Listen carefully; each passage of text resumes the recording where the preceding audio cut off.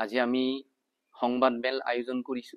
এই সংবাদ মেলত উপস্থিত থকা আমাৰ প্ৰতিটো সংবাদ কৰ্মীক ধন্যবাদ দিছো, কৃতজ্ঞতা জ্ঞাপন কৰিছো আৰু আন্তৰিক শ্ৰদ্ধা জ্ঞাপন কৰিছো।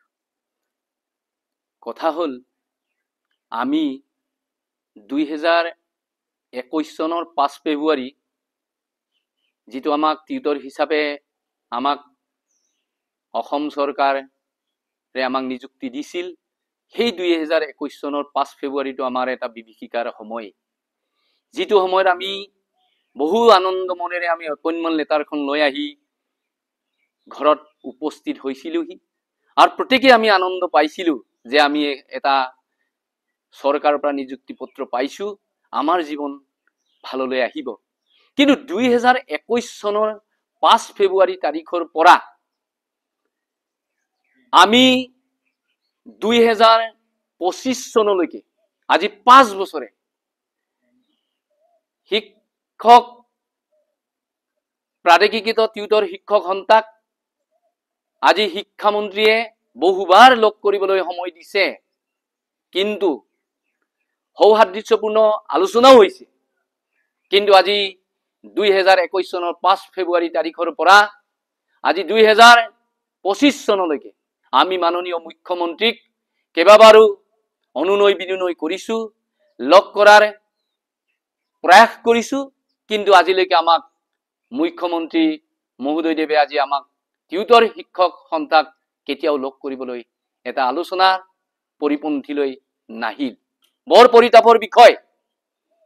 যোৱা 15/9/2025 ছেপ্টেম্বৰ মাহত আমাৰ শিক্ষামন্ত্ৰীয়ে ধেমাজিৰ টিউটৰ শিক্ষক সন্তাৰ সৌজন্যত আমি তেখেতৰ বাসভৱনত তেখেতক সৌহাৰ্দ্যপূৰ্ণ আলোচনা আগবঢ়াইছিলে আৰু আমি আগবঢ়াইছিলো। তাত শিক্ষামন্ত্ৰীয়ে আমাক মিঠা মিঠা বাক্যৰে সুন্দৰ সুন্দৰ কথাৰে আমাৰ টিউটৰ সকলক এই অক্টোবৰ মাহৰ পৰা দৰমহা বাঢ়িব বুলি আমাক আশ্বাস বিশ্বাস আৰু প্ৰতিশ্ৰুতি দিছিল। কিন্তু খুব পৰিতাপৰ বিষয়, তেতিয়া তেখেতে শিক্ষামন্ত্ৰীয়ে এটা বাক্য কৈছিল, আপোনালোকে টিউটৰ সকলে যি বিচাৰিছে, যি দাবী কৰিছে, সেই দাবীটো বিচৰাটো ভুল হৈছে। গতিকে তেখেতে নিজে কৈছিল 15 তাৰিখে যোৱা 9 মাহত যে মই আপোনালোকৰ উকিল, মই আপোনালোকৰ হেনানী, মই আপোনালোকক এটা হকা দিম, আপোনালোকে টিউটৰ হিচাপে দৰমহাটো পাব নালাগে, টিউটৰটো থাকিব, কিন্তু কন্ট্ৰেকচুৱেলৰ আৰ্হিত আপোনালোকক দৰমহা দিম আৰু সন্মানজনকভাৱে দৰমহাটো পাব বুলি আমাক ঘোষণা কৰিছিল আৰু আশ্বাস দিছিল। সেই কথাটো তেখেতে কৈছিল যে আপোনালোকে টিউটৰটো থাকিলেও কিন্তু কন্ট্ৰেকচুৱেলৰ আৰ্হিত সকলো সুবিধা পাব আৰু সেইমতে আপোনালোকক এইবাৰৰ পৰা ৱেজেছটো কাটি আমি চলাৰী চিষ্টেমত আপোনালোকক দিবলৈ ৰাজি আছো। আৰু কৈছিল তেখেতে 15 তাৰিখে ৰাতি বাসভৱনত যে অহা অক্টোবৰ মাহৰ 6 বা 7 তাৰিখে কেবিনেট বহিব, তাত প্ৰথম কেবিনেটতে আপোনালোকক উত্থাপন কৰি আপোনালোকৰ টিউটৰৰ সমস্যাখিনি সমাধান কৰিম। তেতিয়া মই কৈছিলো, ছাৰ আপুনি যদি সন্মানজনক দৰমহাটো বঢ়ায়, আমি ভাবি লম সন্মানজনক মানে সন্তোষজনক 40,000 পৰা 50,000 নিশ্চয় হ'ব বুলি আমি আশাবাদী আছিলো, তেখেতক কৈছিলো। কিন্তু যোৱা 6-10ত কেবিনেট বহি গল, কিন্তু আমাৰ টিউটৰৰ কথা একখাৰো উত্থাপন নকৰিলে। তাৰ পিছত যোৱা 8-10ত মই তেখেতৰ বাসভৱনত আমাৰ কেইবাজনো সতীৰ্থ গৈ আলোচনা কৰিছিলো, ছাৰ আপুনি কমসে কম প্ৰথম কেবিনেটত উত্থাপন কৰিম বুলি কৈছিল, কিয় আপুনি কেবিনেটত উত্থাপন নকৰিলে? তেতিয়া শিক্ষামন্ত্ৰীয়ে কৈছিল, ধমক দি কৈছিল যে অকল কেবিনেট এইটোৱে নেকি, মাহত কেইটা কেবিনেট বহে আপোনালোকে জানে নেকি? গতিকে নেক্সট কেবিনেটত আপোনালোকক উত্থাপন কৰি মুখ্যমন্ত্ৰীৰ লগত আলোচনা কৰি আপোনালোকৰ কামখিনি কৰিম। কিন্তু বৰ পৰিতাপৰ বিষয়, যোৱা 15/10/2025 তাৰিখে আমাৰ টিউটৰ শিক্ষকতাৰ বিষয়ববীয়াসকলক গুৱাহাটীলৈ তৎকালীনভাৱে মাতি নি যি প্ৰৰোচনামূলক মন্তব্য আমাক শিক্ষামন্ত্ৰীয়ে দিলে, আমাৰ পানীত হাঁহ নচৰা অৱস্থা হৈ পৰিল। তেখেতে ইমান আশ্বাস আৰু বিশ্বাস দিয়াৰ পাছত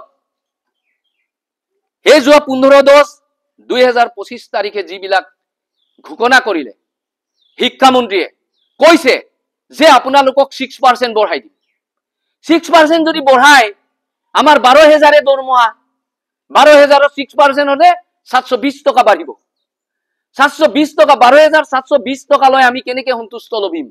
আমি সেই কাৰণে ইয়াৰ পৰা আপোনালোকৰ সংবাদ মাধ্যমৰ যোগেদি আমি অনুৰোধ কৰিব বিচাৰিছো আৰু আমি প্ৰতিবাদ কৰিব বিচাৰিছো, যাতে আমাক তেখেতে কৈছিল, বহু আমাক আলোচনা বিলোচনা লগ কৰাৰ সময়ত কৈছিল আপোনালোকৰ টিউটৰসকলৰ 25,000 টকা দৰমহা হ'ব। গতিকে সেই 25,000টো আমাক দিব লাগে আৰু 25,000টোৰ ওপৰত 6% বঢ়াই 10% বঢ়াই দিবৰ কাৰণে আমি অনুৰোধ জনাইছো। আৰু যদি নিদিয়ে তেতিয়াহলে আমি ইয়াতকৈ বৃহৎ আন্দোলন গঢ়ি তুলিবলৈ বাধ্য হম।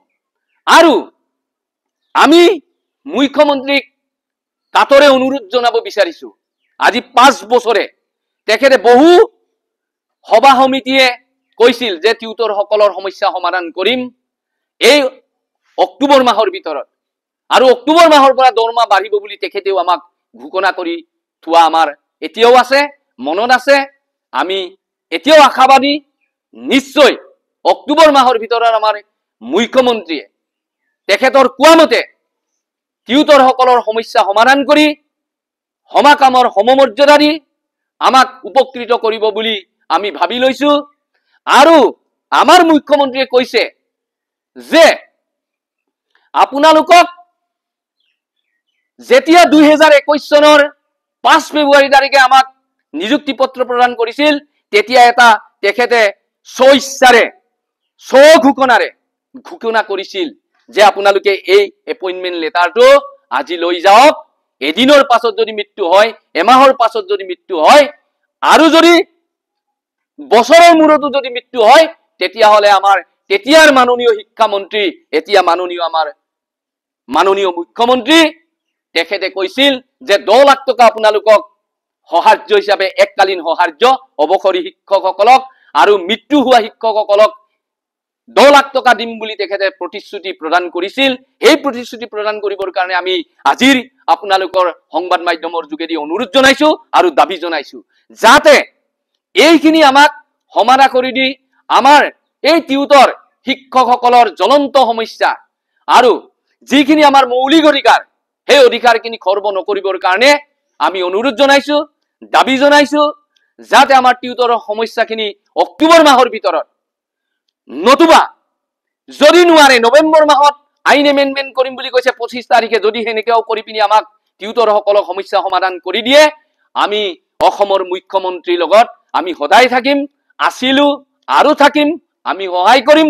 টিউটৰ সদায় আমি অসম চৰকাৰৰ লগত থাকি আমাৰ সমস্যাখিনি তেখেতসকলে যদি সমাধান কৰি দিয়ে, আমি পৰৱৰ্তী সময়তো তেখেতসকলৰ লগত আমি সহায় সহযোগিতা আগবঢ়াম। আৰু আমি ধন্যবাদ দিম যে মুখ্যমন্ত্ৰীয়ে কৰিব নোৱাৰা, আমাৰ পৃথিৱীত কলে ভুল হ'ব, আমাৰ অসমত কৰিব নোৱাৰা কাম নাই। গতিকেলৈ আমি জানো পেপাৰে পত্ৰই আমাৰ মুখ্যমন্ত্ৰীক কয় আমাৰ অসমৰ চাণক্য।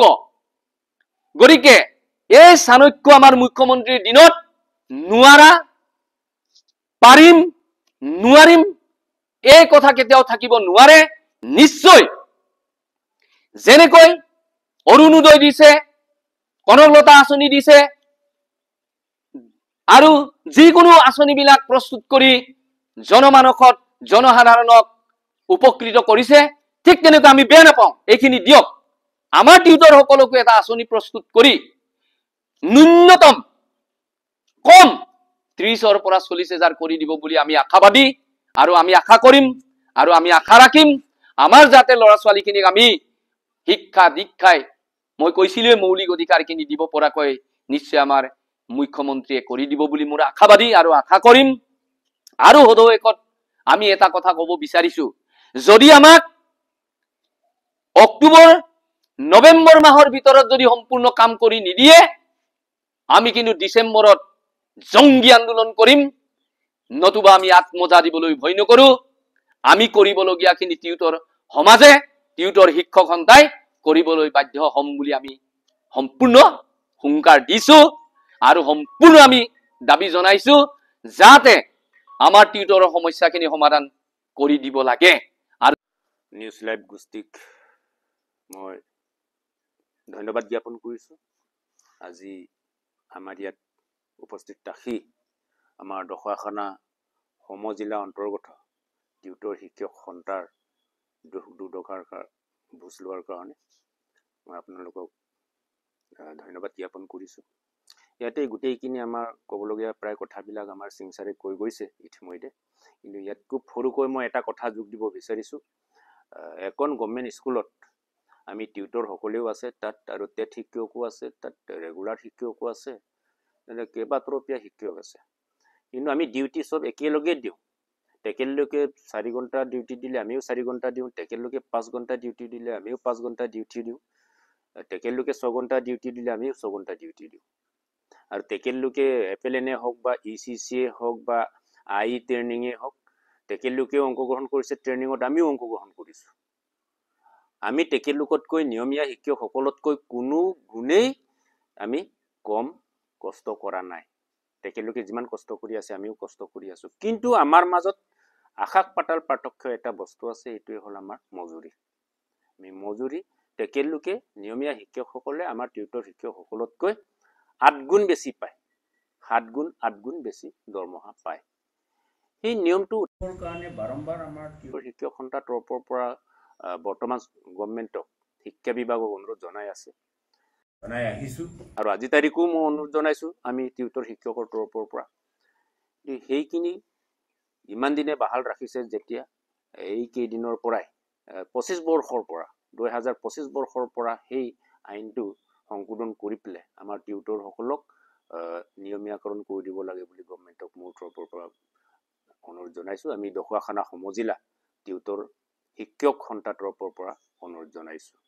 আৰু বহুত বেছি মই ক'ব নিবিচাৰো, ক'লে বহুত কথা আছে, কিন্তু ইয়াতে এতিয়া আমি আশাবাদী, আশা কৰি আছো আমাৰ আশাক যাতে বৰ্তমান চৰকাৰে পূৰ্ণ কৰি দিয়ে, তাকে আশা কৰি পেলাই মই ক'বলগীয়াখিনি খুব ছুটিকৈ সামৰি দিছো।